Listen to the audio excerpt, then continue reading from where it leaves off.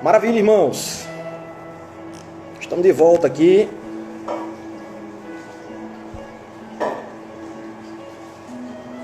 Pai do Senhor Marco Câmara, meu amigo, David Gomes, Ângelo Máximo, Elilde, voltamos. Estamos de volta. A gente teve um errozinho aqui, uma falha técnica minha. E também o tempo, irmãos, o Instagram, ele tem um tempo de 1 hora. E aí, como já tinha passado uns 10 minutos, ia ficar bem pouco tempo o pastor Napoleão. E aí eu quero aproveitar o máximo, então foi necessário encerrar para a gente iniciar de novo, porque a gente vai ganhar aqueles 10 minutos novamente, certo?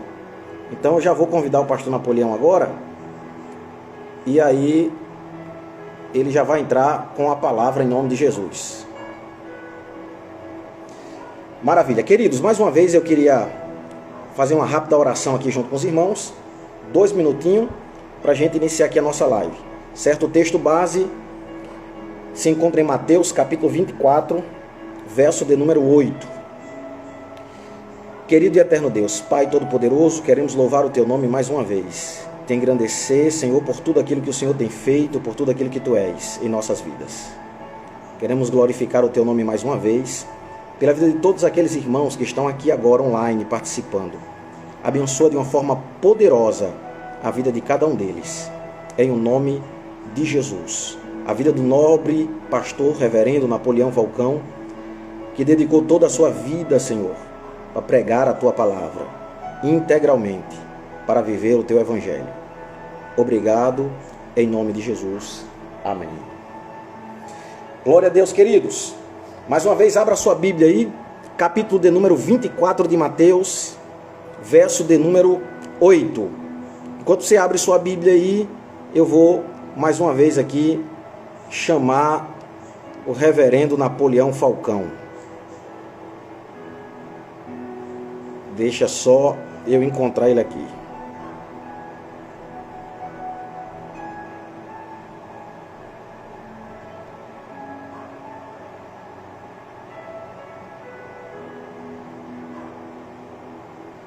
Só um minutinho.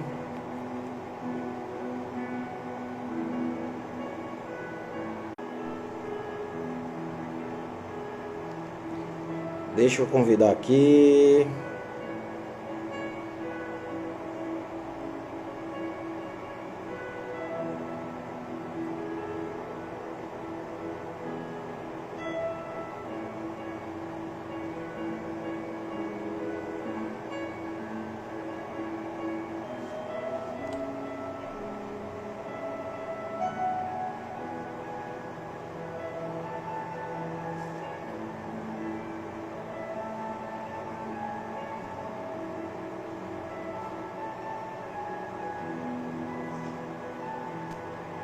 Maravilha. Graças a Deus.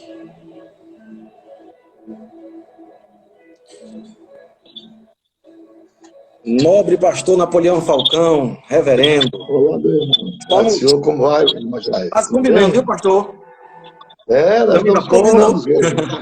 Que maravilha. Tá, pastor Napoleão, uma alegria muito grande ter aqui. Me permita 30 segundos para me poder trazer as minhas considerações aqui iniciais, a sua pessoa. Eu sou Jair Negreiro, resido aqui na cidade de Natal, e há 21 anos, pastor, que eu com vários jovens da minha geração, na década de 90, a gente acompanha o Senhor, e a gente não é da geração que acompanha o Senhor pelas lives do Instagram. A gente é de uma geração que acompanha o Senhor por fita TDK, aquelas fitas cassete. Então a gente muitas vezes não conseguia lhe ver pessoalmente, mas a gente ouvia a sua voz através das fitas. E a gente precisava tirar a fita cassete para voltar algumas mensagens, algumas palavras. A gente tinha que voltar com a caneta Bic e a gente colocava lá para poder ouvir o Senhor. Então, ouvindo o Senhor hoje aqui é uma alegria muito grande, uma honra enorme para todos nós que estamos aqui na live, que estamos participando. E depois de 20 anos, a gente acompanhando todo o seu ministério. E assim, tem muitas dúvidas que, quem dera um dia, eu possa estar com o Senhor e fazer essas perguntas. E uma delas é, como manter a unção e como manter a graça e a humildade durante tantos anos de ministério? Uma dessas perguntas. Mas vamos deixar as perguntas para lá, e aí vamos se ater ao texto, pastor. Eu já lhe passo a palavra, né? Eu li o texto já, Mateus capítulo 24, versículo 8. E eu já lhe passo a palavra porque o tempo do Instagram é resumido, né? 1 hora só. Então, queremos aproveitar ao máximo aí. Você está com a palavra em nome de Jesus. Meus queridos e amados irmãos, eu quero cumprimentar o irmão Jairo, cumprimentar a todos, dizer-lhes de nossa alegria, de nosso contentamento, de nossa felicidade, de estarmos outra vez para a divulgação do Evangelho, para a pregação do Evangelho, para prestar esclarecimentos às pessoas a respeito do Evangelho, que é boas novas para as pessoas de boa vontade, para aquelas pessoas que amam ouvir a palavra de Deus. E esta pandemia tem contribuído para uma densidade maior de pregadores e pregações. Através dessas inúmeras redes sociais, nós podemos contactar com os demais e levarmos a preciosa semente da palavra, dirimir dúvidas que as pessoas, porventura, venham ter. E assim estamos contribuindo para a glorificação de Deus, para a edificação da igreja como reino de Deus na terra, e também para contribuir com a salvação das pessoas, reconciliação de irmãos que estejam afastados dos caminhos do Senhor. Bom, o Evangelho de Mateus, chamado Evangelho do Rei, Jesus se apresenta aqui como Rei, e o capítulo 24, ele tem 3 tempos proféticos. Aqui existe no capítulo 24 profecias que já se cumpriram. Por exemplo, quando Jesus ia saindo do templo, aproximaram-se a seus discípulos para lhe mostrarem a estrutura do templo. Jesus, porém, lhe disse: não vedes tudo isso? Em verdade, vos digo que eu não posso ficar aqui pedra sobre pedra que não seja derribado. No versículo 3, os discípulos fazem 3 perguntas a Jesus. Primeira, dizes quando serão estas coisas? Que sinal haverá da tua vida e do fim do mundo? São 3 perguntas que precisam de 3 respostas. Primeira pergunta: dize-nos quando serão estas coisas. Os discípulos estavam se reportando para o templo. Jesus estava falando do templo. Em verdade, vos digo, aqui não ficará pedra sobre pedra que não seja derribada. E também para a cidade de Jerusalém.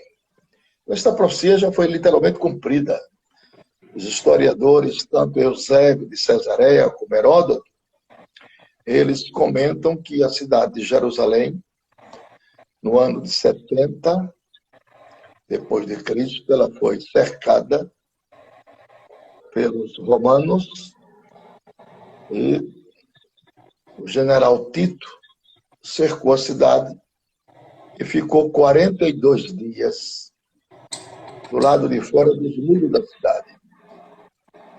Nesses 42 dias que ele ficou do lado de fora do muro, foi para que as pessoas lá dentro começassem a sentir a chamada fome. E as pessoas começavam a sentir fome. E fome terrível, deplorável, né? A ponto das mulheres comerem os seus próprios filhos. Viraram pessoas antropófagas, comedores de carnes humanas. Comeram seus próprios filhos na destruição da filha do meu povo, da cidade de Jerusalém.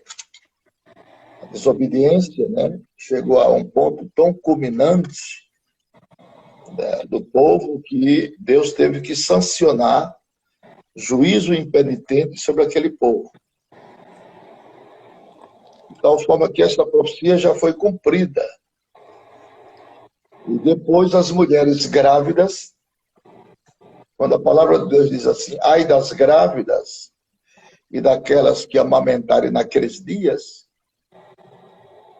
as grávidas, diz os historiadores, que os soldados romanos abriam as barrigas das mulheres, tiravam as crianças e colocava dentro das suas barrigas gatos vivos.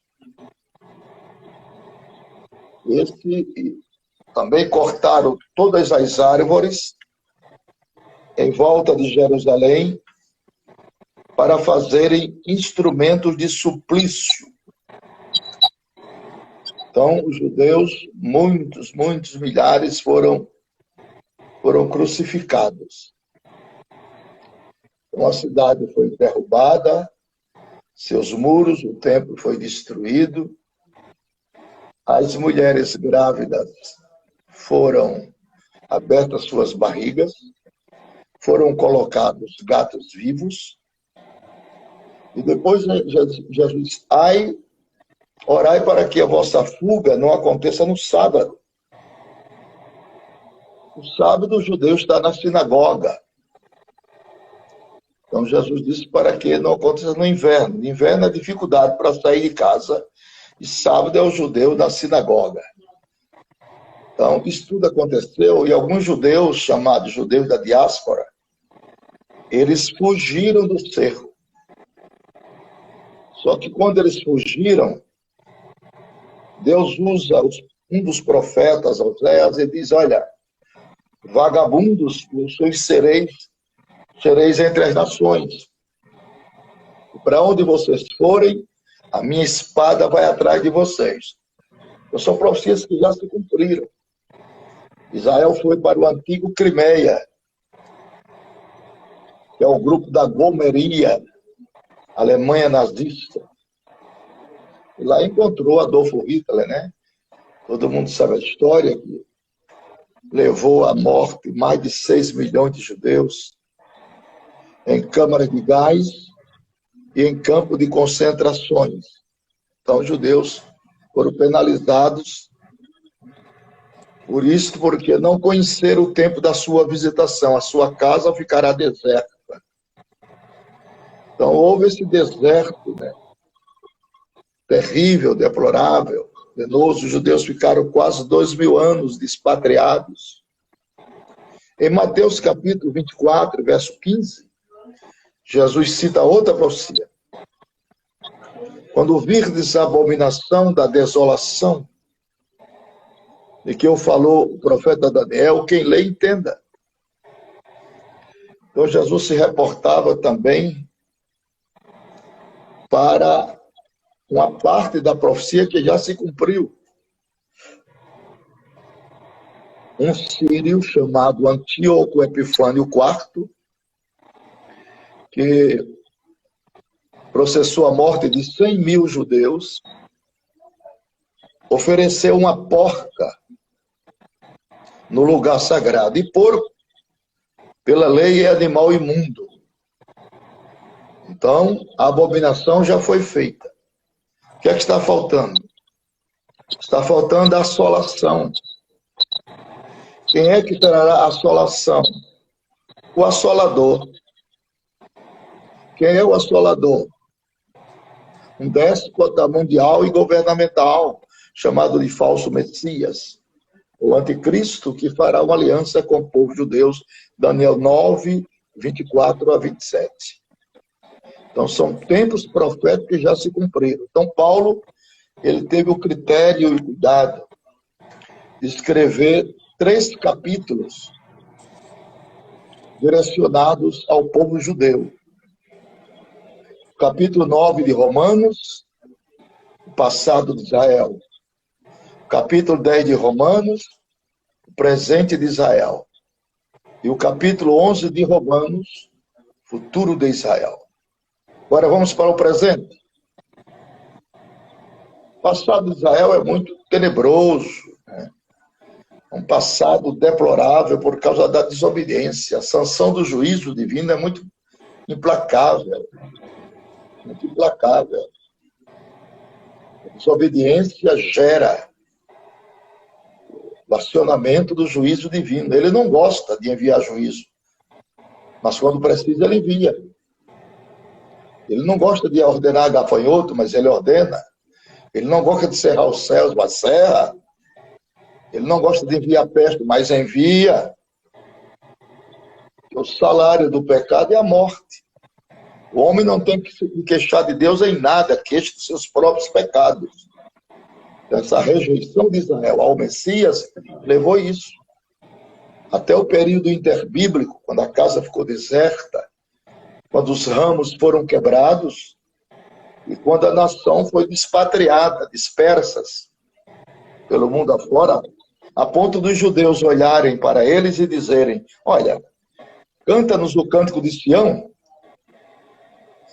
E eles diziam: como é que nós poderemos cantar a canção do Senhor em terra estranha? Nossas harpas estão penduradas no salgueiro. As harpas no salgueiro. Mas Deus mostra a João o passado e o futuro de Israel. Se nós abrirmos a Bíblia em Apocalipse capítulo 12, nós veremos uma revelação plácida a respeito da nação.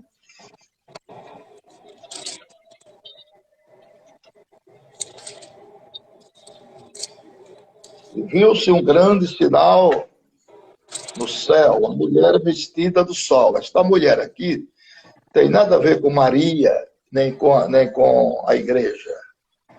Primeiro que o nascimento de Jesus foi virginal. O ímen de Maria foi rompido de dentro para fora. Não foi de fora para dentro como as mães naturais, né? Foi rompido de dentro para fora. É o mistério da encarnação do Verbo. Ninguém nasceu como Jesus nasceu. E lá, Gênesis 13:15 fala que a semente da mulher traria um filho. Olha, mulher não tem semente. Quem tem semente é o homem. A mulher é receptora. Mas ali fala dos cromossomos. Mulher não tem semente, mas tem cromossomos.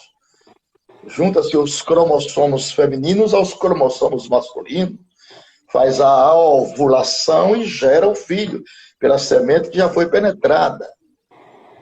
A vida não é reinada. Então, essa mulher aqui não é Israel, não é igreja, nem é Maria. A igreja é noiva, essa teologia nova, reformada, desses coach, entre aspas, esses homens. Vai estudar para ser coach? Estude. Mas estude para desenvolver empresas, meio de negócio. Igreja não é negócio, igreja é noiva. Verdade. Estude, vá ser coach para fazer uma empresa crescer, ganhar dinheiro, mas para o evangelho precisa de coach, o evangelho precisa de profetas verdadeiros, que tragam a palavra com graça e inspiração. E esse negócio de conhecer a Bíblia não tem muito valor, não. Não adianta você não conhecer a Bíblia e não conhecer Jesus, não conhecer seu autor. A Bíblia não é um livro como matemática, a Bíblia não é regra de 3 simples e composta. A Bíblia não é teorema de Pitágoras nem de Pitot. A Bíblia não é produto das hipotenusas. A Bíblia é o livro de Deus. Se entende com os olhos da alma. As minhas palavras são espírito e vida. Então, para dissecar a palavra, o homem tem que cair no altar da oração e voltar ao estado de dependência divina.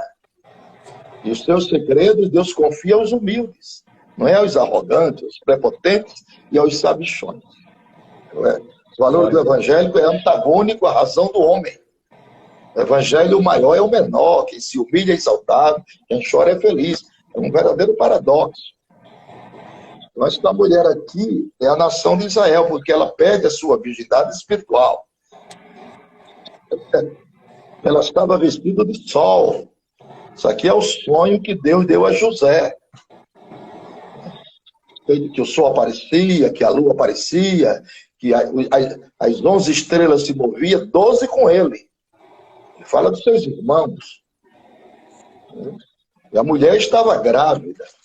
A mulher estava grávida. Patrioticamente falando, Jesus é judeu. Jesus é filho patriótico de Israel.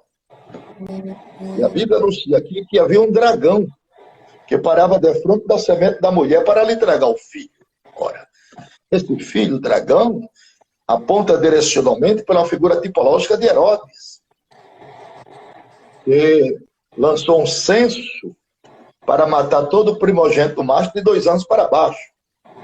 Foi quando Deus apareceu em sonhos a José e pediu que levasse o menino para o Egito, até Herodes morrer. Quando Herodes morreu, aí a profecia cumpre: do Egito chamei o meu filho. E esta mulher foi para o deserto. O deserto, na Bíblia, é a ausência da graça de Deus. Então, pela desobediência, a nação vai para o deserto. Ela perdeu a sua virgindade espiritual com os deuses da mitologia, Astarote, Baal, Belzefum. Por isso ela é chamada de mulher. Está lá no livro de Isaías. Isaías disserta muito bem sobre isso.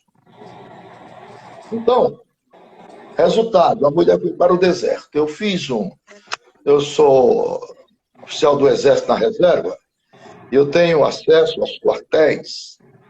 Eu estive há 8 anos passados no quartel-general em Washington. Nós fizemos 3 visitas, eu com mais 2 colegas.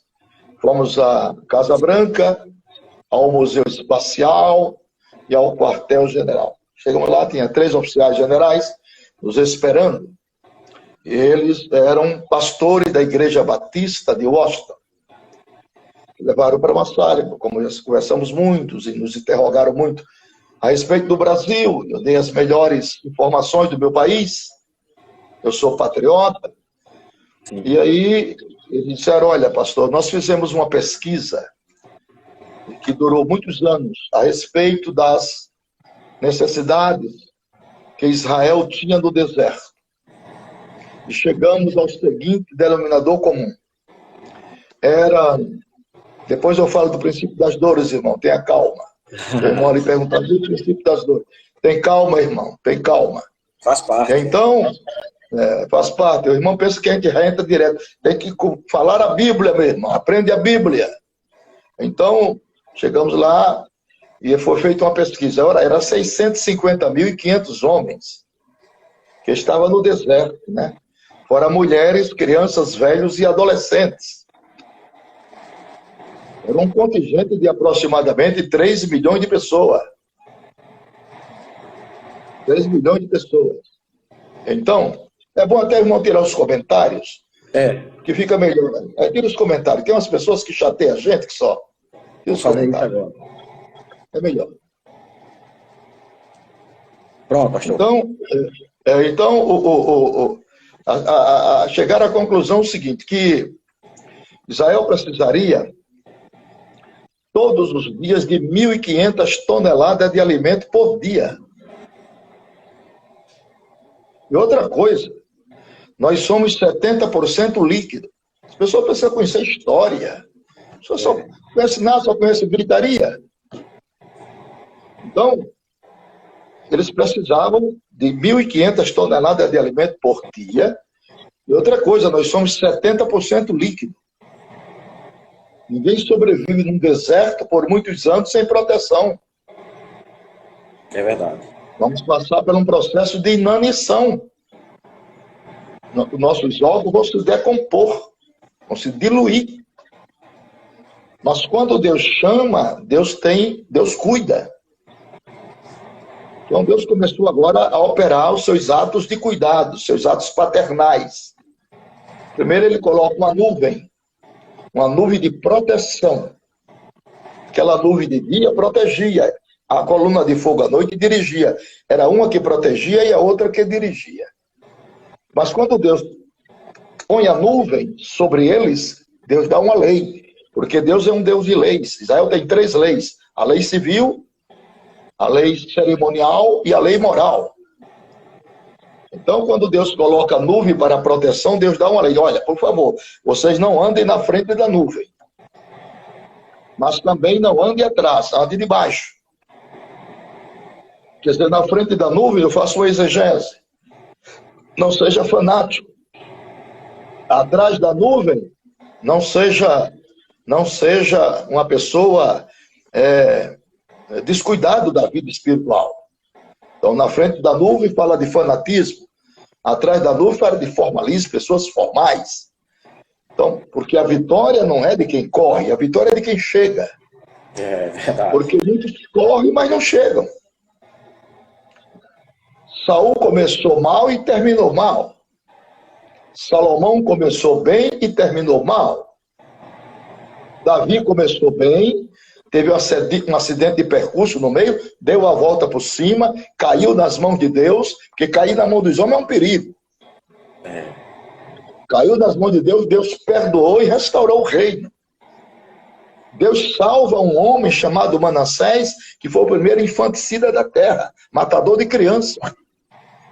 Deus perdoa Manassés e salva ele. Então, o organismo espiritual de Deus é uma coisa extraordinária. Então, Deus fazia chover maná, 1.500 toneladas de maná. Agora, Deus conhece a minha geometria orgânica. Deus conhece. Deus conhece toda a minha patologia física, do tendão de Aquiles ao frontal. Deus não ia mandar maná chuchu. Chuchu não tem vitamina. Deus mandou maná com todas as vitaminas e proteínas, peptonas, amido, amilases, aminoácido. Tudo Deus colocou dentro do maná. Vitamina A, B, C, D, E. E a Bíblia responde que o maná era tão forte que as pessoas só podiam colher um por pessoa e não podia guardar para outro dia, porque apodrecia. Porque ali já estava a inserção hermenêutica da oração do pão nosso de cada dia. Eu gostei dessa. As pessoas precisam aprender a Bíblia, contextualizar com a história. É só gritaria. Eu fico desesperado aqui. Eu não aguento mais esses histerismos, esses estereótipos anacrônicos, sem nenhuma contextualidade bíblica. Eu sou bíblico, eu sou ultra-ortodoxo. É verdade, pastor. O senhor fez uma ligação. Quando eu cito a Bíblia, quando eu cito a história, eu faço um paralelo com a palavra. Porque a história ela tem que conviver junto com a palavra. Ela é embrionária.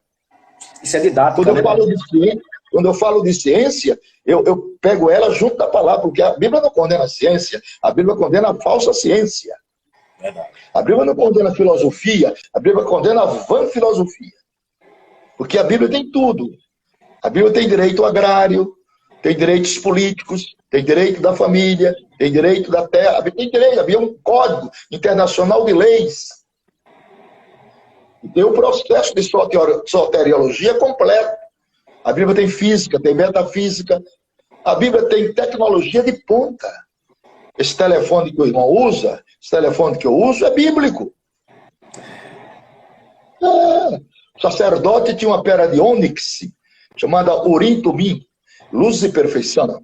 Por um ele falava com Deus, por outro ouvia a voz de Deus. Isso é telefone. Isso é pré-anúncio de telefone. Coisa grande, você deve ter que anotar. Claro, só que a Bíblia não vai dizer telefone. Você tem que entender o vocabulário profético para fazer a conjecturação das coisas no tempo e no espaço. Tem que ter paciência para aprender, para dissecar as verdades, o suprassumo da exegese.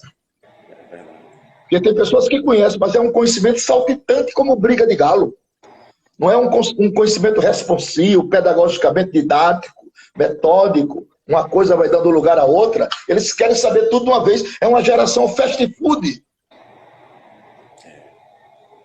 Eu tive escola. Foi 5 anos de academia teológica.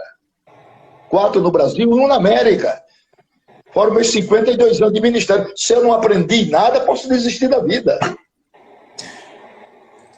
Porque os conhecimentos, eles vêm de 3 fontes.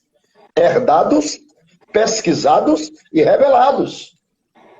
São 3 fontes por onde passa o processo do saber. Herdados por herança dos mestres. Porque nós somos produtos de uma escola. Sabendo de quem tens aprendido, disse Paulo. Ninguém nasce sabendo.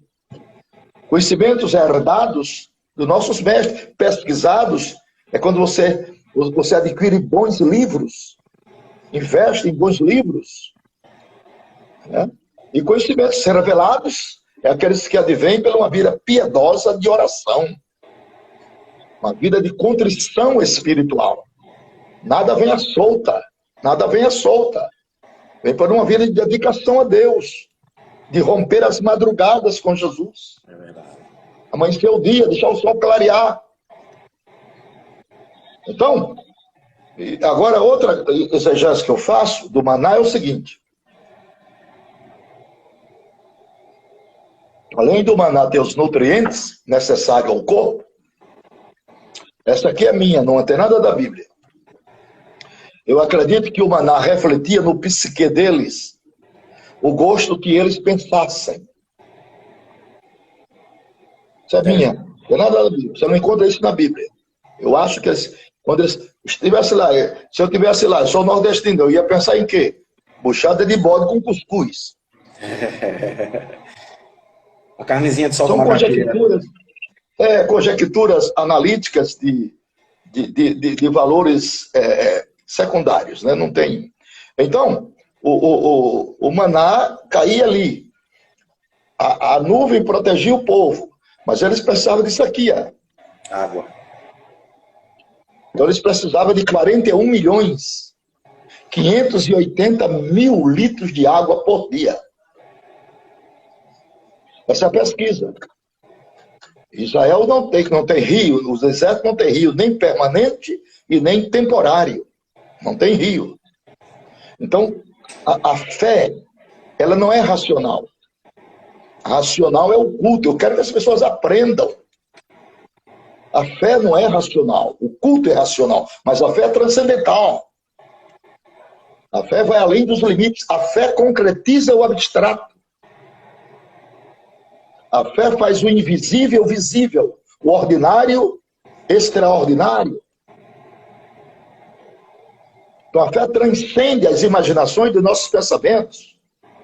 Não é racional um paralítico andar, mas a fé diz que é. Não é racional um cego enxergar, mas a fé diz que é. Glória a Deus. Não é racional um mar se abrir, mas a fé diz que é. Não é racional um mundo ser criado, preservado e sustentado com um peso enorme desse, mas a fé diz que é. Pela fé os mundos, os cosmos foram criados.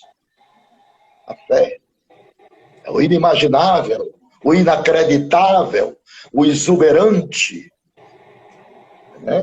Porque ela transcende todos os limites e razão do raciocínio humano.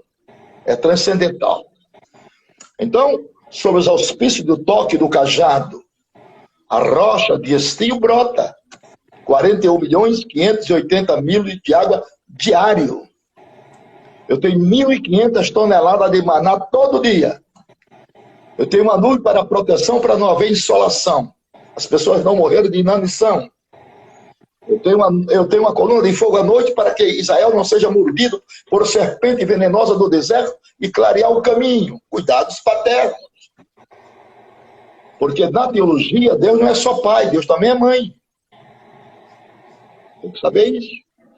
A primeira vez que ele manifestou-se a Abraão, ele disse, eu sou Jeová Jireh. Eu sou o Senhor da provisão. Mas a segunda vez, ele disse, eu troquei de nome. Como é agora? Eu sou Jeová El Shaddai. Shad no hebraico, Shad é seio, e El é Deus. Shad, seios que amamentam. E ele casa a segunda vez com uma mulher chamada Setura. E nasceram mais 6 filhos. Então são essas coisas que a gente tem que deslumbrar na palavra. Eu estou gravando agora 20 lições, 20 aulas de 1 hora sobre a tipologia bíblica do tabernáculo. Você vai disponibilizar onde? Eu vou colocar lá onde estão 35 aulas de escatologia na minha plataforma. Vou colocar lá. Vou colocar lá 52 cadeiras de teologia lá dentro. Muito assunto, muita coisa. São 52 anos mesmo, armazenando as coisas. Só aprende quem não quiser, viu? E não quiser. Agora o povo gosta de grito, gosta de não sei o quê, gosta de muita emoção sem razão, e essa aí não conta comigo. Eu acho que a emoção é consequência da razão. Porque o culto é racional. É consequência. Como o dinheiro na vida do homem não é prioridade, é consequência. Buscar em primeiro lugar o reino. E as demais coisas, as coisas correm na paralela. Trabalhe para o reino, que o senhor do reino trabalha para você. E na sua época, pastor, Então, você não aprendeu com assim online, não, professor à distância e dando aula online como a gente está tendo aqui, não. não, meu Foi filho, lendo e joelho no chão. Aqui é era fácil cara a agora, cara, né? joelho no chão, tinha que orar primeiro para poder começar as aulas, oração de joelho. Nossos mestres eram calmos, serenos, tranquilos e tinha joelhos calejados. Eu tive um mestre de escatologia que ele foi arrebatado 26 horas fora do corpo. 26 horas. Ele só tinha os pés no chão, a cabeça era no céu, 24 horas. Professor João de Oliveira. É vivo ainda? Não, já foi embora, já está com Jesus. Então, são essas coisas. Agora, você veja, para abrir o Mar Vermelho, se aquela caminhada fosse em fila indiana, um atrás do outro, aí você põe na razão. Eles levariam 35 dias e 35 noites para atravessar o mar. O que é que Deus fez? Segundo os historiadores Eusébio de Cesareia e Heródoto, o mar foi aberto em 4 quilômetros e 800 metros de diâmetro para o povo atravessar numa noite. Deus é inteligente. Deus é inteligente. O povo atravessou, então Israel passou. Então esta mulher que foi para o deserto, ela já não está mais no deserto, ela voltou. Quer ver uma coisa? Abra sua Bíblia aí, depois a gente vai lá dar uma pincelada na princípio dos dois. Abra sua Bíblia em Isaías capítulo 60. Isaías 60. Versículo 8. Aberta. Pode ler, por favor. Versículo 8 diz assim. A minha Bíblia é a Bíblia arqueológica, acho que o senhor conhece. Tem uma linguagem mais atualizada. 68 diz assim. Quem são estes que voam como nuvens, que voam como pombas para os seus ninhos? Pronto, isso aqui é tecnologia, isso aqui é avião. É forte, viu? Isso aqui é avião, isso é tecnologia de ponta. Não foi os gêmeos lá da América, nem Santos Dumont, não. Foi Deus que falou. Prognóstico é de Deus. Eles foram apenas instrumentos para atualizar o prognóstico profético. Está aqui, aparição do avião. Isso aqui cumpriu-se em 1817. Quando um general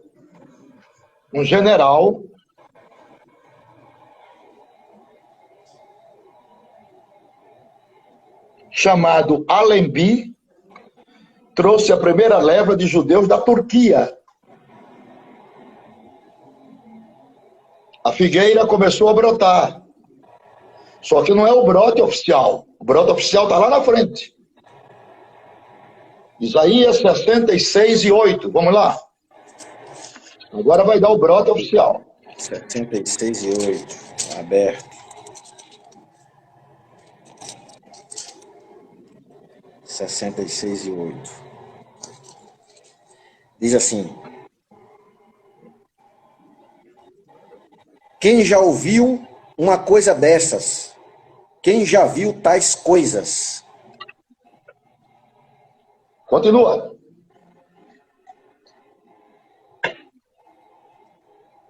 Pode uma nação nascer num só dia? Ou pode-se dar à luz um povo num instante? Pois Sião ainda estava em trabalho de parto e deu à luz seus filhos. A mulher que esteve no deserto, agora dará à luz. A independência nacional e política de Israel, a profecia de Ezequiel 37 se cumpre aqui. Os ossos voltam com os nervos e a pele. Formam o grande exército. Israel é um exército, territorialmente falando. Então, está no seu estado como livre e soberano, independente, cuja capital é Tel Aviv. Muito bem. Então, a figueira brotou, a mulher voltou do deserto, o hino de Sião é ouvido já, que eles não cantavam, hoje cantam, chamado Iktivá, é a esperança. Ou voltou para a sua terra? Estão lá. Aí Jesus pega a palavra e diz, olha, olhai para a figueira. Árvore muito conhecida em Israel. Porque a nação de Israel ela é representada por 3 árvores. Uma oliveira, uma videira e uma figueira. Então o Senhor Jesus, quando a figueira brotar, o verão está próximo. Então nós estamos próximo do arrebatamento, passando pelo princípio das dores.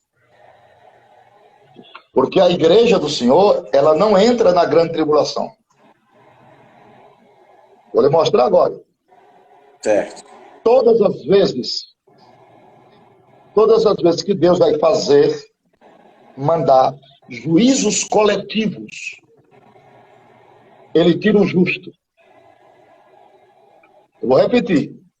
Todas as vezes que Deus envia juízos coletivos, ele tira o justo. Aprende, meus irmãos. Gênesis capítulo 7. Antes do dilúvio cair, Deus agregou Noé e sua família na arca. Todas as vezes que Deus vai enviar juízos coletivos, ele tira o justo. Gênesis 18. A intercessão de Abraão começa com 50 justos e chega num só. Destruirás a cidade por amor de um? Não destruirei. Gênesis 19. Só houve sancionamento de juízo impenitente em Sodoma quando Ló saiu. Então, todas as vezes que Deus vai enviar juízos coletivos, ele tira o justo. Verdade. Carta à igreja em Filadélfia. Capítulo 3, versículo 10. Leia, por favor. Carta à igreja em Filadélfia. 3:10. Capítulo 3, versículo 10. Já está aqui. 3:10. Visto que você guardou a minha palavra de exortação e perseverança, eu também o guardarei da hora da aprovação que está prevista sobre todo mundo, para a tua prova, os que habitam na terra. Muito bem. Marque essa palavra da hora, da hora. Deus vai livrar a igreja da hora e não na hora.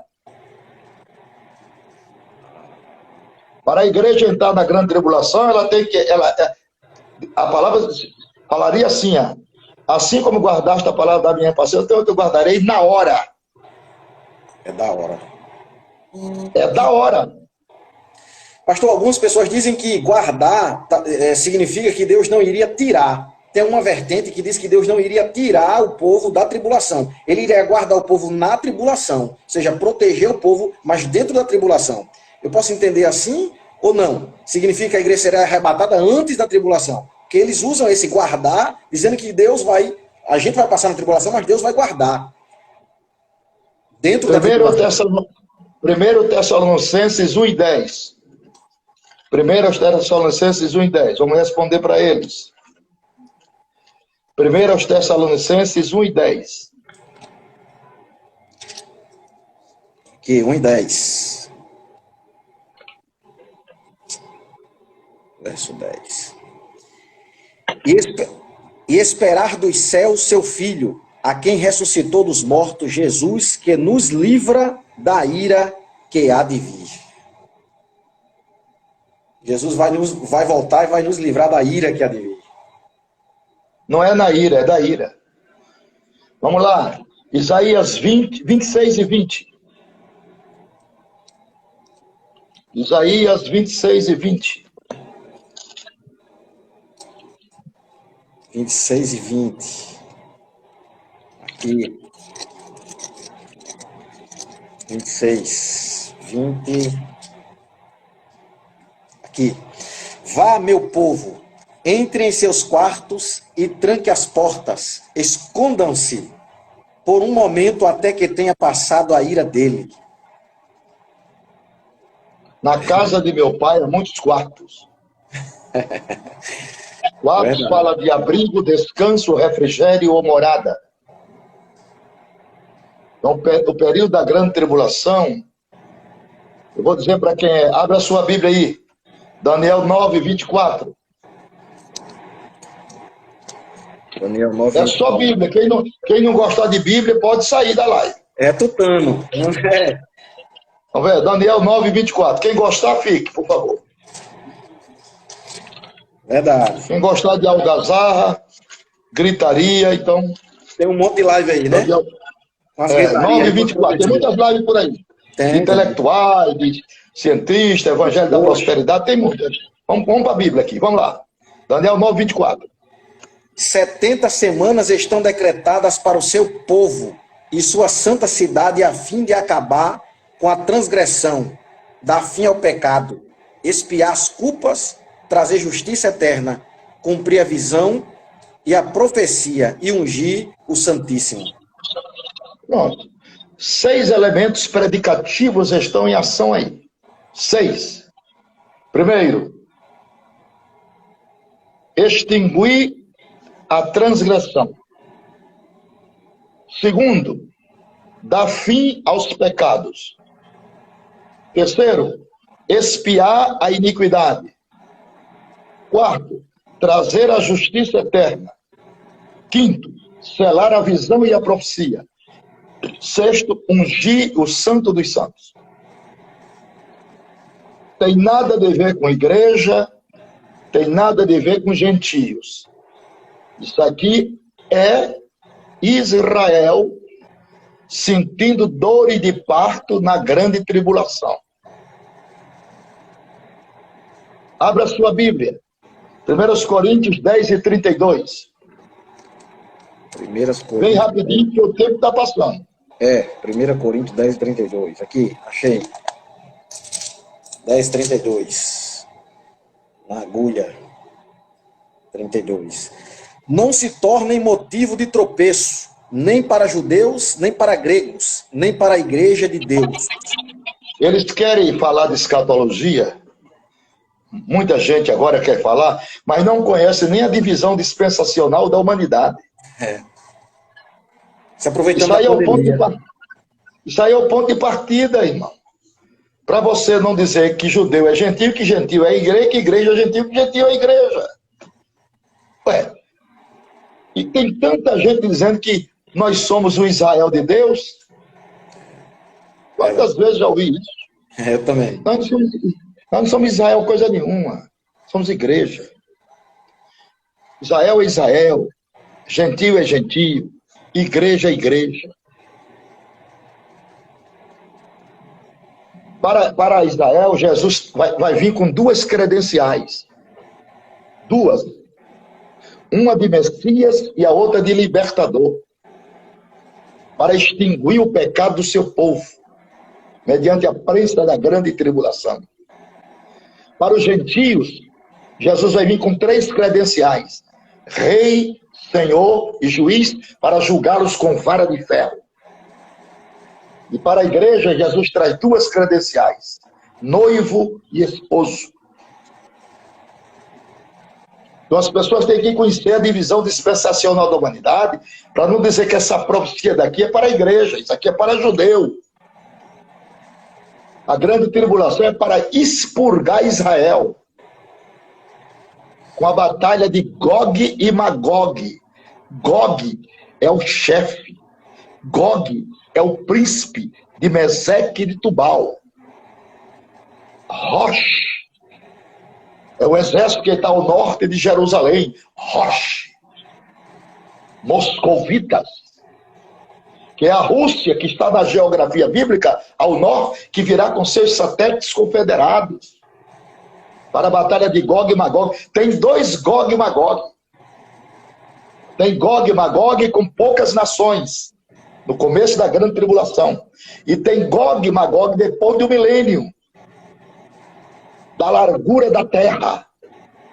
Eu já ouvi dizer que é a Rússia. O primeiro, Gog e Magog, já ouvi dizer que era China e Rússia. Quem vem é a Rússia, que está na geografia do norte de Jerusalém, Rosh. São os moscovitas com seus satélites confederados. Put, a Líbia, a casa de Togarma, a Turquia. Gomer, a Alemanha Oriental. Então eles vêm com esse satélite. É uma batalha não tão muito grande, não é? Das 3 batalhas, essa é uma das menores. Porque depois, no final da grande tribulação, na última semana, haverá a batalha do Armagedon. De Apocalipse, capítulo 16. Nessa batalha de Gog e Magog, o anticristo vai entrar, trazendo a paz, entre aspas. O falso Messias. Porque nesse interlúdio desta batalha de Gog e Magog, houve uma aliança. O anticristo se assenta no trono de Deus, querendo ser Deus, parecendo com Deus, recebendo a adoração que só a Deus pertence. Ouviu-se vozes de blasfêmias que provinha da ponta do poder. Quando ele blasfemar de Deus, o remanescente fiel rompe o pacto. Daniel, capítulo 9, verso 27. Eu vou ler, que eu estou aqui. Bom. E ele firmará um concerto com muitos por uma semana, e na metade da semana fará cessar o sacrifício e a oferta de manjares. Olha o que eu falei. E sob as asas da abominação virá o assolador. A abominação já foi feita. Falta vir um assolador. Então ele vai sentar no trono. Quando ele romper o pacto, Israel perde a sua estratégia de guerra. Não adianta mais os seus mísseis atômicos, suas ogivas nucleares, seus peritos mestres de guerra, um exército mais bem preparado do mundo, com as maiores estratégias de guerra. É os judeus. Mas eles vão perder, porque o contingente que vem é muito grande. Veja o que diz Ezequiel, capítulo 39, verso 2. Bem rapidinho. Ezequiel 39, 2. 39, verso 2. Já achei. Leia. 39, Leia que o tempo é ouro. 39, 2, né? É. Farei você girar e o arrastarei. Farei você virar e o arrastarei. Eu o trarei do extremo norte e o enviarei contra os montes de Israel. Eu não gosto bem dessas traduções que vocês usam, não. Eu prefiro mais a antiga de João Ferreira de Almeida. Almeida, é. Eu não abro mão, não. Essas outras eu tenho um bocado só para ler e guardar. Aqui é que eu uso. Olha o que diz da tradução minha.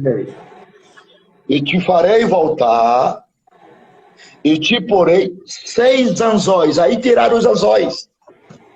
Tiraram. É muita modernidade. E engraçado que a apostasia ela vem com esses elementos. Dá uma outra exegese, né? Um outro pensamento. Claro, a apostasia ela traz 3 elementos. Inversão de valores, quebra dos paradigmas e remoção dos marcos antigos. É muito sutil. Essas novas traduções, eu estou de olho. Não vou. Eu fico na antiga. O que tendes e retende-o até que eu venha. Reter a palavra verdadeira, reter a fé e reter a doutrina. São princípios. Princípios não se abdicam. Princípios se vivem, mesmo em tempo de calamidades. Trarei com 6 anzóis. Por que 6 anzóis? Porque 6 é o número do homem. 6 besta, 6 dragão, 6 falso profeta, 666. Por isso que encerra a palavra aqui, que ele trará os inimigos do norte, com 6 anzóis pelo queixo. Sou contra ti, ó Gog, príncipe-chefe de Meseque e de Tubal. Te farei voltar e te porei 6 anzóis. E te farei voltar das bandas do norte, e te trarei aos montes de Israel. Aqui os judeus vão clamarem, porque vão ficar cercados. Aí vai haver um Pentecostes em Jerusalém, no Monte das Oliveiras. A palavra de Deus diz que Deus derramará sobre eles o espírito de graça e de súplica, e prantearão como se pranteia no dia do unigênito. Então, quando eles clamarem e vão gritarem, é o começo da grande tribulação. Salva-nos. Perdemos as nossas estratégias de guerra e de combate. Lembra-te da aliança que tu fizestes com Abraão, com Isaac e com Jacó, que esta terra, para a igreja é céu, para Israel é terra. Igreja, céu, Israel, terra. Quando eles clamarem, Jesus vai ouvir nas bodas do Cordeiro, porque ela já passou pelo tribunal. O tribunal de Cristo, com seus respectivos galardões. E os galardões falam de três coisas: bondade, justiça e soberania de Deus. A igreja vai entrar no palácio. O palácio tem três salas: sala do trono, sala do tesouro do rei e sala do banquete. Sala do trono é a sala do despacho, de onde Deus executa o seu beneplácito.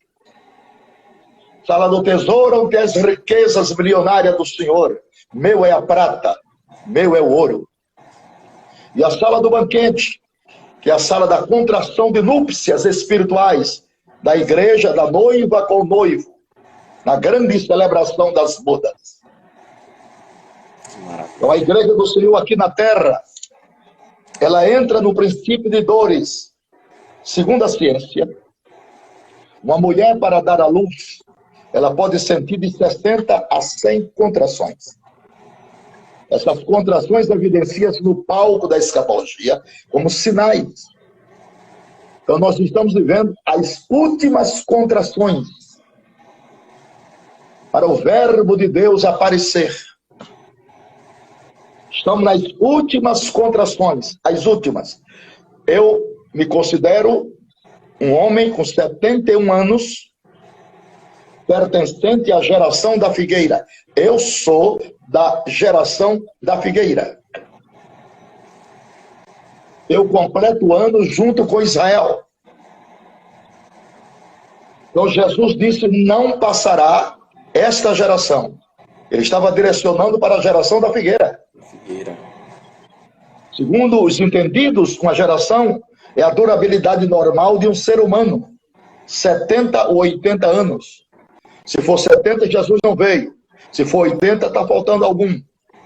Então nós estamos nos meandros do arrebatamento. Estamos vivendo os últimos tempos. O sol está pondo no seu ocaso. As profecias estão se cumprindo na sua literalidade maior. Então Jesus está orquestrando a sua vinda para dar-se o rapto da igreja, que acontecerá num abrir e piscar, não abrir e fechar, num pisco. Porque na gramática grega antiga fala abrir e fechar, na gramática grega atualizada fala num pisco. Porque quando você pisca, você delata um canal lacrimal, ele expele um líquido que lubrifica o movítrio. Jesus veio num pisco, 3 milésimos do segundo. Nesses 3 milésimos do segundo, vai haver 3 coisas lindas. Ressurreição de todos os mortos em Cristo. Mesmo aqueles que morreram nas concavidades dos oceanos, Índico, Pacífico, Atlântico, Glacial Ártico, Glacial Antártico e outros mares. Segundo os entendidos, o oceano mais profundo da Terra é o Pacífico. Ele tem 11 mil metros de profundidade. Lá nos recônditos, nas placas tectônicas, tem corpos de crentes que morreram em desastres de navios, afogados. Né? Lá nos recônditos dos mares, quando o alarido acontecer, dado a voz do arcanjo, o espírito que está no paraíso vai procurar o corpo nas concavidades dos mares. Aí a Bíblia diz: e o mar